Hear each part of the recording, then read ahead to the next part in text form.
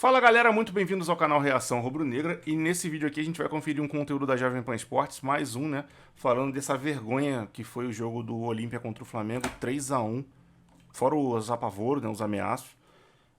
O título do vídeo é o seguinte: Mauro César falou tudo, é uma vergonha, os jogadores não ligam para a camisa do Flamengo, eles reticência. Vamos conferir essa brincadeira aí, trocando de janela e logo pro conteúdo. Like no vídeo, se inscreva no canal, 3, 2, 1, lau. Outra coisa que a gente tem que deixar claro, nem sei se o Mauro já tá aí, ele vai ficar louco quando ele ouvir isso, mas ele já deve estar escutando a gente, eu acho que vale trazer o debate, porque muito se falou, não só o Mauro, Flávio Prado, a imprensa inteira.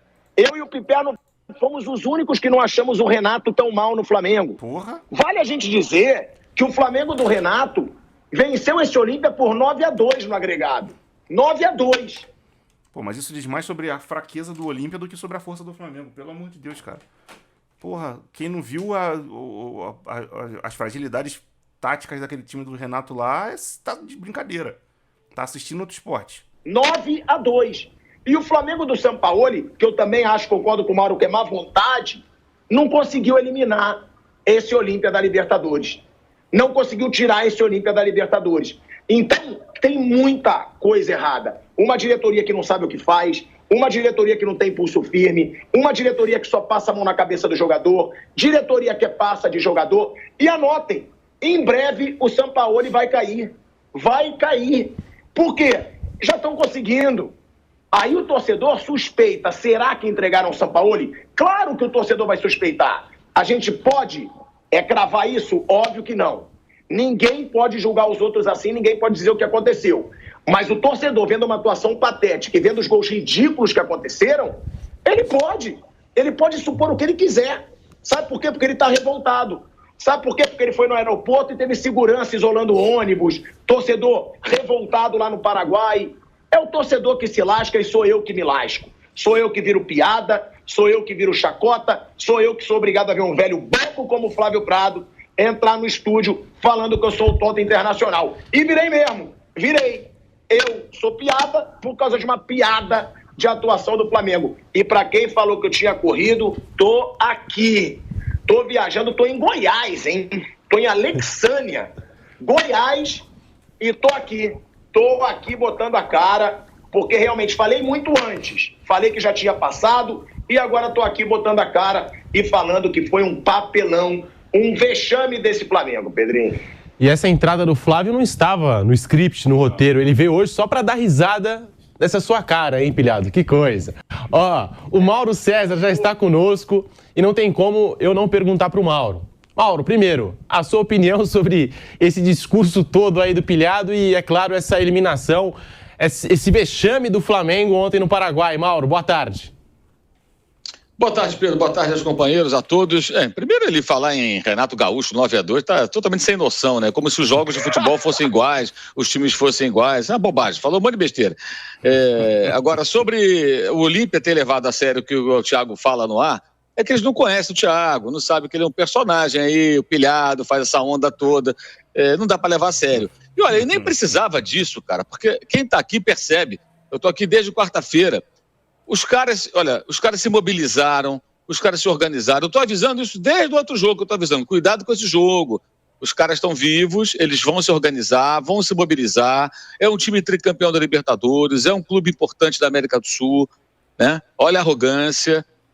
E o Flamengo fez 1-0, ali acomodado, achou que estava bom no Maracanã, e eles se prepararam para o jogo, fizeram um recebimento ontem do time espetacular, enquanto no Maracanã fica aquela voz lá, né? Tem uma voz no Maracanã que vai dizer, atenção, não soltem bombas, sinalizadores podem punir.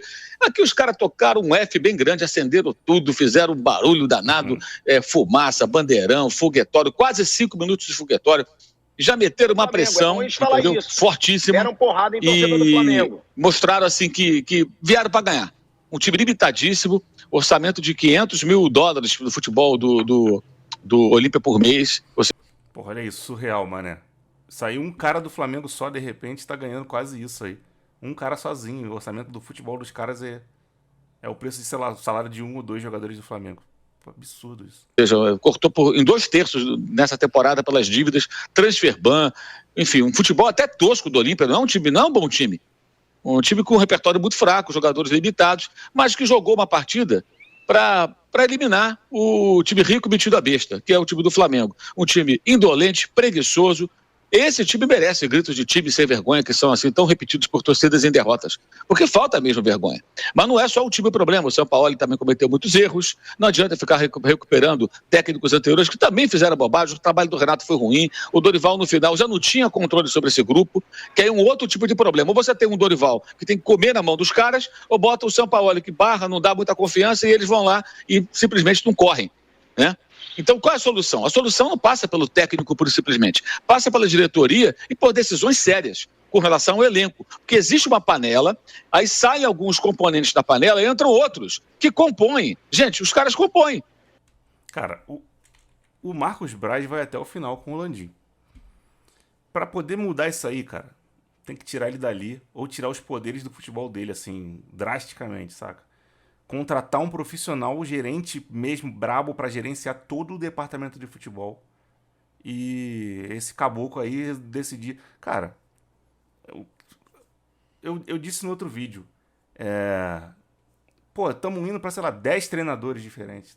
Se o São Paulo acho que é o 10º, vamos lá. Abel, Jesus, Domenech, Rogério, Renato, Paulo Souza, Dorival, Sampaoli e Vitor Pereira. Fora os que tiveram pelo meio, né? Mário Jorge, Marcelo Fera, tá ligado? Isso aí diz muito. A maioria do... porque mais ganhou título. Porra, ganhou título na maioria das vezes com o cara que os sujeitos contratam pra consertar a merda que eles fizeram antes. Tipo, Jesus chegou pra consertar o Abel. O Rogério chegou pra consertar o Domenech. Aí o Renato chegou pra consertar o Rogério. Foi um erro demitir o Rogério. Renato não ganhou nada, porque não tinha nada pra ser consertado ali. O que o Rogério precisava era que os jogadores saíssem do DM, negativassem o Covid e voltassem de convocação. Aí chega o Paulo Souza pra consertar o Renato. E depois chega o Dorival pra consertar o Paulo Souza. Isso é planejamento? Por favor, você que tá vendo isso aí, escreve aqui embaixo. Tu acha que o planejamento do Flamengo no futebol é sério? Planejamento sério, um exemplo de planejamento sério. Uma vez tinha um clube que tinha um treinador, aí veio um outro clube mais poderoso e tirou o treinador deles lá. Inclusive, esse treinador acabou depois sendo campeão brasileiro por esse clube, etc. Aí o presidente desse clube, lógico, ele não vai perder o treinador dele, vai botar qualquer um. O sujeito foi estudar e trouxe um cara, um argentino, que ninguém nunca tinha escutado falar, mas porque ele sabia, ele avaliou que aquele cara tinha como manter as ideias de futebol que estavam funcionando. E lá tá o cara lá, sei lá, 2 anos e pouco funcionando lá no Fortaleza, lá o Vojvoda. Porque a contratação do Vojvoda não foi de sacanagem. Quero trazer um estrangeiro. Não. O maluco foi buscar um cara que tinha ideias de jogo mais ou menos parecidas com o que ele gostaria que o clube fizesse e com o que o Rogério Ceni estava fazendo no Fortaleza na ocasião em que saiu. Não é uma contratação a esmo. Pô, vou trazer um cara estrangeiro pra botar aqui. Não vai. O cara trouxe um cara pontual, pensou. O Flamengo nunca fez isso. É tudo na base da cagada e da empurrança. E aí não tem como dar certo. Eu acho que deveriam tirar esse poder todo do Marcos Braz, demitir uma pá de gerente, encarregado, coordenador que tem ali, que tá fazendo merda nenhuma, não serve pra nada, e botar um cara forte do futebol pra definir isso, e aí sim, planejar com que ele conhece, estude do Flamengo, como que deve ser mais ou menos um esquema de jogo, e aí contratar um treinador e ir montando um elenco com base no que esse treinador deseja. Porque esse elenco do Flamengo é um remendo.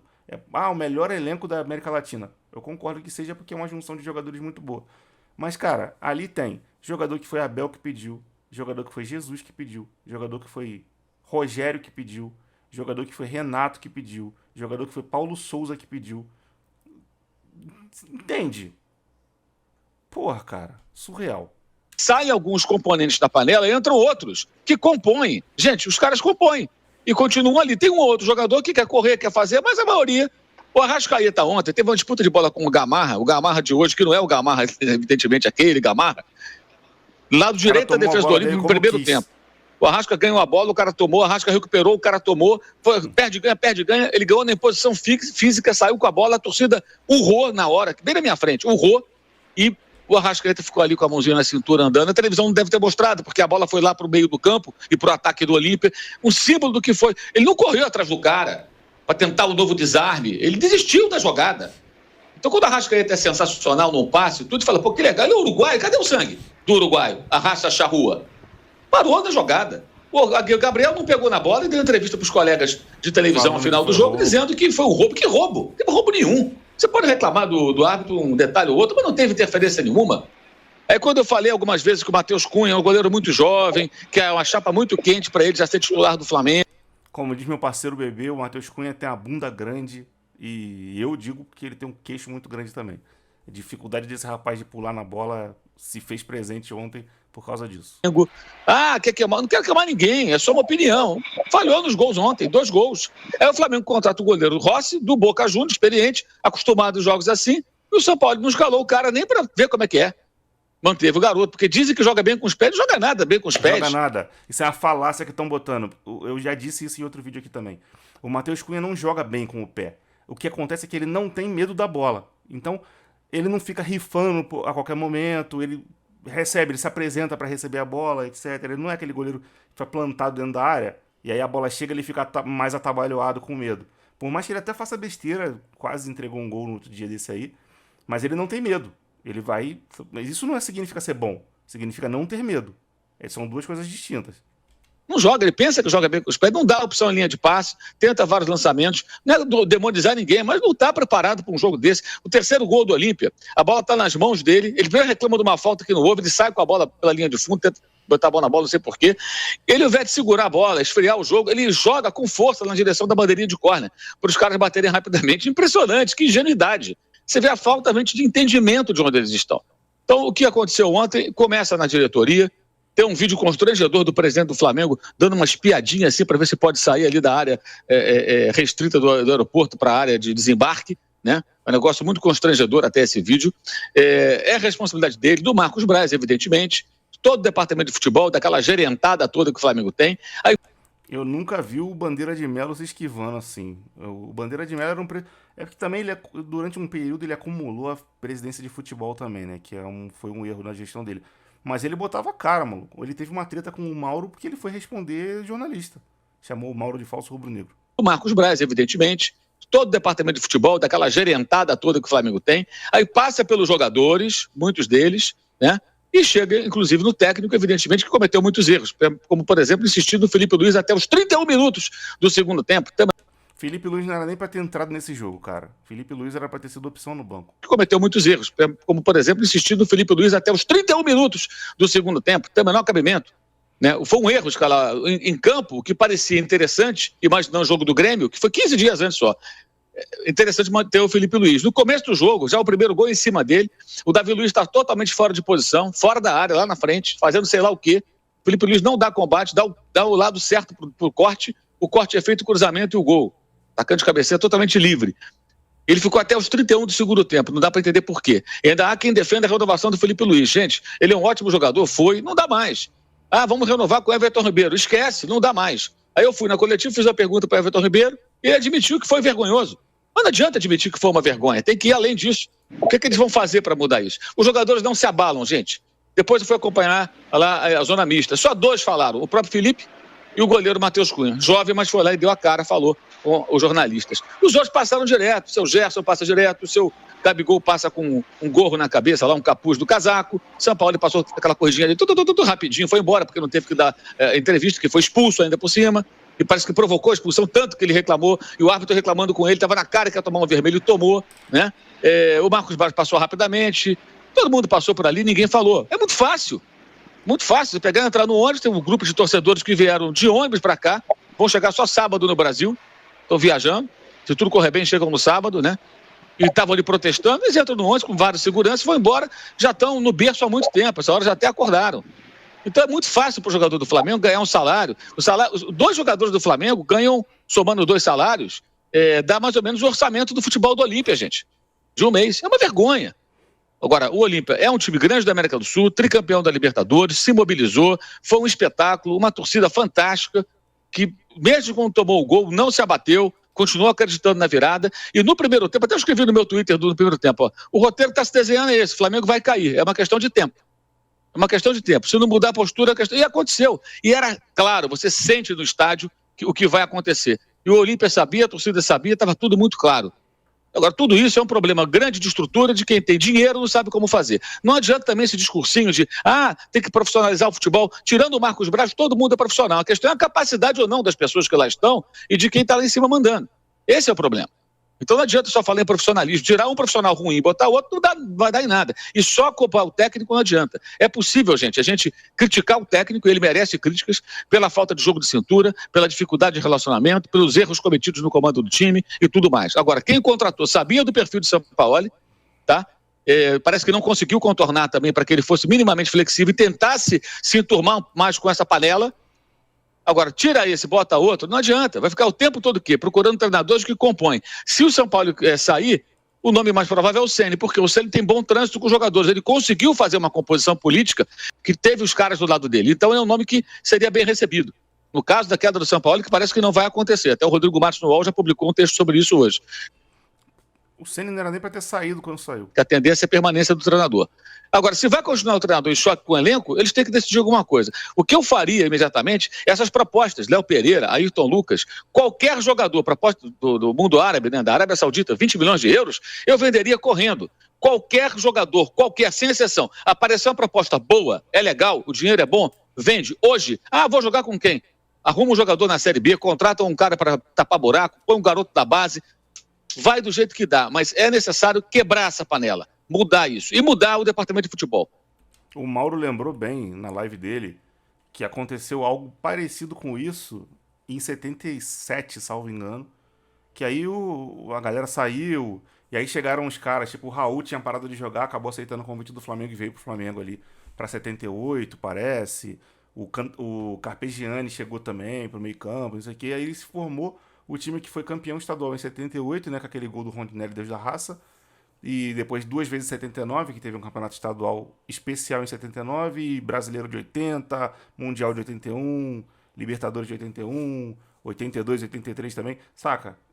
Formou-se um time vitorioso de uma retomada de uma dissolução de um elenco para contratação de outros caras que vieram, jogadores de clube menor, jogadores da base, etc, completaram bem o time ali e virou uma parada absurda. Eu não tô contrário ao que ele tá falando, não. Eu acho que passa por aí sim, porque tem muita gente ali que já não tá mais com objetivo e porque os caras às vezes ainda têm idade para queimar uma lenha aí em outro lugar e ganhar um dinheiro até o final da carreira aí. O Flamengo não tem que ser um lugar pro caboclo vir pra ficar ganhando dinheiro. Pô, vou lá pro Flamengo agora, tô tranquilo já, vou lá pra ganhar um dinheiro até o fim da carreira. Não pode, aqui tem que vir pra dar o sangue. Se não consegue dar o sangue ou não quer dar o sangue, vai embora daqui. Do jeito que dá, mas é necessário quebrar essa panela, mudar isso e mudar o departamento de futebol. Não adianta tirar só o Marcos Braz, não adianta só tirar o Bruno Spindel ou tirar os gerentes. Tem que detectar onde está o problema. O Flamengo não faz isso porque o presidente do Flamengo não interfere no futebol, não busca soluções efetivas, vai só permitindo que isso se arraste e a cabeça entregue da bandeja sempre é do treinador. Não resolve. Esse grupo já mostrou, já teve partidas assim, com o Sampaoli, com o Vitor Pereira, com o interino Mário Jorge só esse ano, com o Dorival tiveram também, com o Renato tiveram também, com o Paulo Souza tiveram também, e a gente fica aqui vendo muita gente ocupando só o técnico. E tem muito colega na imprensa também que defende a permanência de um técnico para fazer um trabalho de longo prazo, mas no caso específico do Flamengo, quando perde, os caras falam, tem que mandar o técnico embora e não batem nos jogadores. Talvez porque queiram manter bom relacionamento com o assessor de imprensa, estejam preocupados com o jogador em estudo da entrevista, ou da exclusivinha aqui ou ali, então ficam fazendo médiazinha com o jogador, né? Os jogadores do Flamengo têm sim muita responsabilidade. Muita responsabilidade, tem que ser cobrado junto com o Sampaoli, junto com o Marcos Braz, junto com o Bruno Spindel, junto com o presidente Rodolfo Landim, que também precisa dar a cara em algum momento, né? Falar alguma coisa, né? Porque realmente não dá para ficar se escondendo do quê? Até quando? Quando o time é campeão, aparece lá para levantar a taça. Para mim, os jogadores, o grupo de jogadores tem 65% da responsabilidade dessa desclassificação de ontem. 65% na minha visão. Os outros 35% divide entre 20% para a diretoria e 15% para o Sampaoli, que chegou não tem muito tempo. Ele pode até alegar que ele pegou um bonde andando, um elenco que não foi ele que formou, agora que ele está podendo pedir os reforços dele, próxima temporada vai fazer uma lista de dispensa mais ampla, jogadores que podem ser negociados, etc. Então, para mim é 20, 15 e 65. Realmente não dá para ficar se escondendo do quê? Até quando? Quando o time é campeão, aparece lá para levantar a taça. E some, não pode, não tem condições. Landinho, Marcos Braz, tem que falar, tem que se apresentar e tem que fazer algo. Não fazer nada depois que aconteceu ontem, e foi alertado, né? A gente vem falando isso aqui desde a semana passada, o jogo é perigoso, cuidado, olha o que pode acontecer. E de fato aconteceu. Era um roteiro mais ou menos até previsível, e a eliminação vergonhosa do Flamengo, com orçamento, com jogadores caros, com elenco caríssimo, e tem torcedor que fica pensando só em contratação. Não adianta, gente, contratar um ou outro se você tem um espírito perdedor. E o espírito hoje é um espírito perdedor de jogadores acomodados, encastelados, empoderados, que fazem aquilo que eles bem entendem. Enquanto não acabarem com isso, não quebrarem de vez essa panela, isso vai resistir, vai continuar. E eu falei aqui já há vários dias, jogadores que não gostam do técnico, o técnico não faz também para trazer os caras para o lado, então não tem solução. Uma vergonha, não por perder para o Olímpia, o problema não é o clube Olímpia, mas o momento dos times, a dificuldade do clube paraguaio, a limitação do seu elenco, do seu futebol mesmo, e a diferença brutal de dedicação, de entrega, de profissionalismo de um time para o outro dentro de campo. Foi uma das vitórias mais justas dessa Libertadores, e o Flamengo, de repente, até tem escapado de um vexame maior, que seria jogar contra um dos seus grandes rivais, que é o Fluminense, e tomar, de repente, 2 pancadas. Porque do jeito que jogou ontem, gente, poderia ser parecido um Fla-Flu como aquele 4-1 ridículo, da final, do ponto de vista rubro-negro, claro, da final do Campeonato Carioca. Daqui a pouquinho nós vamos ouvir a palavra do Gabigol, dos personagens desse jogo. Você que nos acompanha. Estamos aqui no canal do YouTube Jovem Pan Esporte. Bate pronto. Pilhado, vou devolver a palavra para você. Você chegou a falar do Renato Gaúcho nesse seu discurso inicial. Difícil falar em treinador agora, né? Depois de mais um vexame desse elenco do Flamengo. Então, respondendo ao Mauro, realmente eu sou um personagem. Sou um personagem, acho que precisa ter essa paixão de torcedor, mas eu sou um personagem também que eu falo o que eu penso, né, Maurão? Eu falo mesmo. Para mim, o Flamengo já tinha passado pelo Olímpia. Já tinha. E eu achei uma vergonha não passar pelo Olímpia. Não. Veja bem, eu acho que eles não têm que levar a sério, porque você faz essa onda toda. Eles não sabem. Claro. Então você vai fazer a onda. Tudo. E de fato, o Olímpia era o adversário mais interessante possível para o Flamengo. Isso é óbvio. Dos primeiros colocados, apesar da boa campanha na fase de grupos, era o mais interessante, por quê? Estava em crise, ficou 40 dias sem vencer, cheio de problemas financeiros, mandou técnico embora, é óbvio que era o Olímpia. Agora, daí até o Flamengo entrar no jogo do Maracanã como entrou e não se mobilizar para esse jogo, vai uma distância muito grande. Se o Flamengo faz um jogo minimamente sério, o Flamengo não é eliminado pelo Olímpia. Agora, o que houve foi uma mobilização muito grande de um time, de uma torcida, e um outro time com empáfia. Na verdade, não queria ganhar, né? Vamos falar português, claro. O time do Flamengo ontem não estava preocupado em ganhar jogo nenhum. A preocupação deles parece que era outra, estava em outro lugar. Isso é muito claro. E quando eu falo que escolhe jogo, os obtusos, eu gostei dessa palavra, obtusos. Os obtusos acham que é obrigatoriamente numa competição. Não. Eles escolheram primeiro não jogar o Brasileiro. Mas, de repente, pega um jogo com o Fluminense, com o Palmeiras segundo tempo, no final contra o Atlético. Eles jogam, vira jogo, quase ganharam do Palmeiras. Primeiro tempo muito bom com o Fluminense, depois deu uma cansada, que eles estavam na maratona de jogos. Aí vem a Copa, joga bem contra o Grêmio. Agora resolveram não jogar campeonato nenhum. Simples assim. Eles escolhem jogos. Se alguém acha que esse time do Flamengo não tem condições de fazer uma partida melhor do que fez ontem, é claro que tem. Agora, tem que ter disposição, interesse, mobilização, preparação. Não tem. E no final do jogo, cara, ninguém sai abalado. Você não vê um jogador do Flamengo, cara, como estavam os do River Plate, por exemplo, né? Ou do Nacional de Montevidéu, que eu estava acompanhando aqui no final. Eu fui o jogo do Botafogo na terça contra o Guarani, estava aqui no hotel, vendo o Palmeiras e de olho no Boca também. Cara, os jogadores do Nacional arrasados, que perderam nos pênaltis. Os do River estavam arrasados. Os do Flamengo saem, parece que está saindo da praia, sabe? Uma tranquilidade ali, naquela caminhada. Você não vê ninguém, assim, chocado, triste. Eu vi a saída dos caras. Ninguém cabisbaixo. Vergonha. Eles não se envergonham de perder. Eles não ligam para a camisa do Flamengo. O torcedor tem que acordar para isso. O problema não está só no técnico, gente. Há muito tempo. O Domenech, quando saiu, falava sobre isso, dos problemas do Flamengo. Então, quando entra um técnico que compõe, a coisa vai. Quando o técnico não casa com os caras, não se curva a panela, ele dança. Pode ser qualquer um, pode ser o Klopp, pode ser o Guardiola, pode ser o Ancelotti, pode ser o diabo que for. Pode voltar o Jesus, eles são capazes de derrubar o Jorge Jesus, vai por mim. Se eles não quiserem tomar esporro do Jorge Jesus, eles derrubam o Jorge Jesus. Eles derrubam qualquer um, porque quando não querem jogar, eles não jogam. Não tem explicação aquilo de ontem. Não tem explicação. E não aparecem para falar. Cheio de repórter lá ontem, era só parar na zona mista e falar. Gabriel Barbosa, parar e falar. Gerson, parar e falar. Não falam. E quando falam, foi um roubo. As últimas entrevistas do Gerson. Né, isso já passou, não sei o quê. Cara, tem que dar a cara. Não dão a cara, não aparece. Não é pra mim, não é pra você, não é pros colegas jornalistas também, não. É pra torcida do Flamengo. Eles não aparecem. É muito fácil. Agora, os caras do Olímpia pegaram você ali de gancho, claro. Mas o que eu quero dizer é que é claro que você vai fazer a zoeira. O problema não está nas suas palavras. O problema está no comportamento do Flamengo. Esse é o ponto. Que você pode falar o que você quiser. Eu posso falar que você não é o Flamengo. Eu não sou o Flamengo. Nós apenas somos rubro-negros. Mas nós não somos o Flamengo. O Flamengo que entra em campo vai do presidente, entre aspas, entra em campo, até os jogadores. O roupeiro, o massagista, o médico, esse pessoal todo. A gente não trabalha no clube. A gente não muda o resultado de um jogo. Eles mudam. E mudaram para pior. É isso aí. Cara, eu concordo muito com o que o Mauro falou. Loucura, cara. Surreal. E parece mesmo que esse rapaziada não tá ligando mais pra camisa do Flamengo, não, mano. Os caras estão jogando por eles e é isso aí. Quando não tá afim, não joga. Cara, surreal. Bota aí nos comentários se você já tá conformado com essa derrota aí ou se você ainda tá com raiva e ódio do que aconteceu nessa partida aí. Bom, comente, se inscreva no canal se não tiver inscrito, acione o sininho da notificação. Deixa o like aí nesse vídeo. Aqui na tela estão passando outros 2 vídeos do canal. Dê uma olhada aí. Por acaso aí, se você vê algum título que te interesse, clique e assiste, porque isso aí ajuda muito no crescimento do canal. E é isso aí, eu vou ficando por aqui. Grande abraço pra todo mundo, fique todo mundo na paz e fui.